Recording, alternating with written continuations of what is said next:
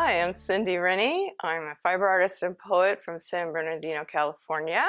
My next book is going to be called Dancing Through the Fire Door, Guided Journeys in Poetry and Art.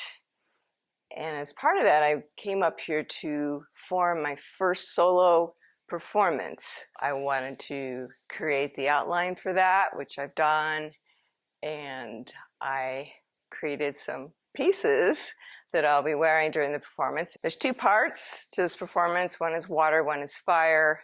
I already had the water costume done, but I came up here to work on the fire aspect. So different garments from many cultures are given to me, and this one is African, and it's really got this wonderful shape. These aren't pockets, and it has a texture on the fabric. It's well worn, comfortable. The seams are fraying inside, so you can tell it's been washed many times. This is the original bodice in here and the stripes, and so I leave that always to honor the wonderful handwork that was already there as part of it. And since it's African, I looked into goddesses from there and found Nut, Egyptian goddess of the night and the stars. And I already knew I wanted to make a star dress. That came out of one of my poems, that idea. And so every 12 years, she would change the stars in the sky. So there's 12 stars. But as I was seeking healing from the fire inside of me, several years after it happened, I danced with Pele, and Pele's Hawaiian, and brought some inner healing. So I have fabrics from Hawaii from my mother from years ago. So within many of these are authentic African fabrics. I have some Hawaiian because I wanted to honor Pele also. One thing that was really fun about being here is that there's a lot of rusted pieces to discover. So this ring is actually, I guess, a washer or something. It's very heavy, and I've covered it with yarns. I used to do frame loom weaving, so I know how to do some of these techniques. And there's a piece here where the split is, that's also another washer. And I painted this rope, it's just rope that I painted here and let dry in the desert air. So this is like hand-dyed colors.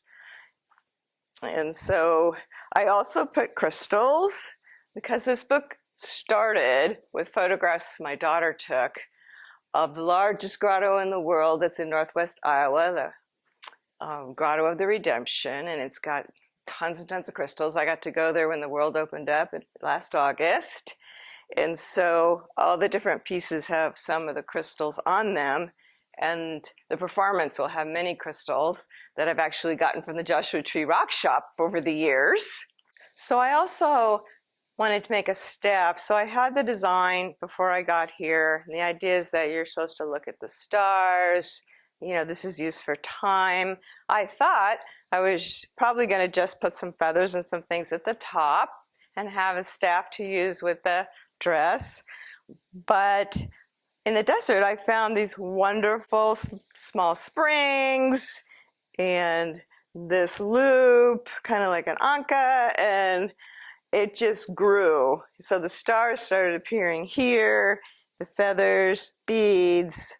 I had brought the yarns, but I also bought an Instax camera to bring here, and so I thought, wow, I can stitch through the pictures that I took in Joshua Tree National Park, and some of them I took here on the property, and I've written words on here like hope and recover, and so I have some more of these, and these are going to be used in the performance too, and so will stones. I'll be using a lot of gemstones in the performance, and that will connect to poems.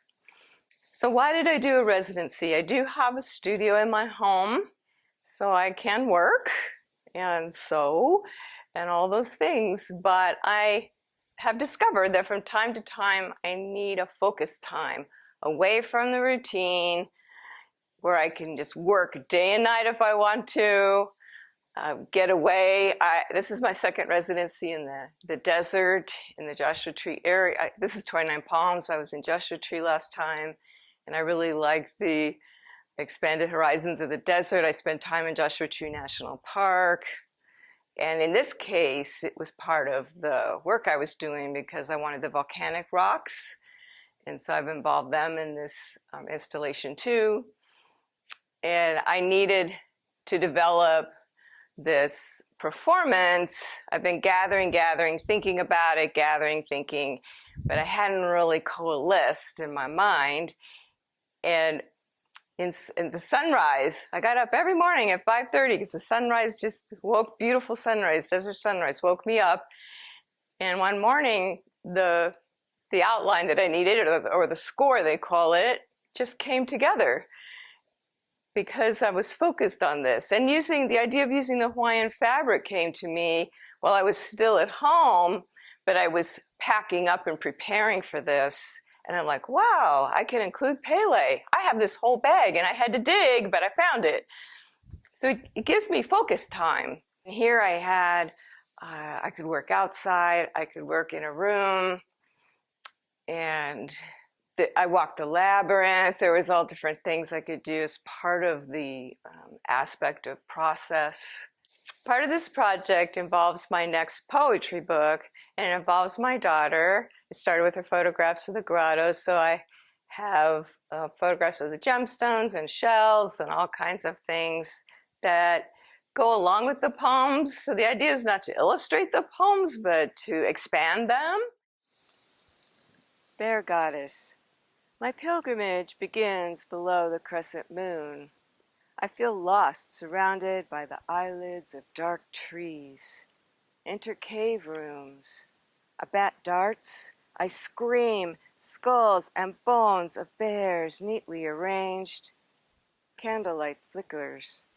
I place a bowl of peaches and oranges, then dip my hands in brackish waters to sprinkle upon my offering. Call upon Articio to unleash my insecurities and bring abundance. While my lips part, I hear ancient Celtic songs. Self-doubt erased, a ring of flames appears around my head, dancing ancestors joined by the goddess.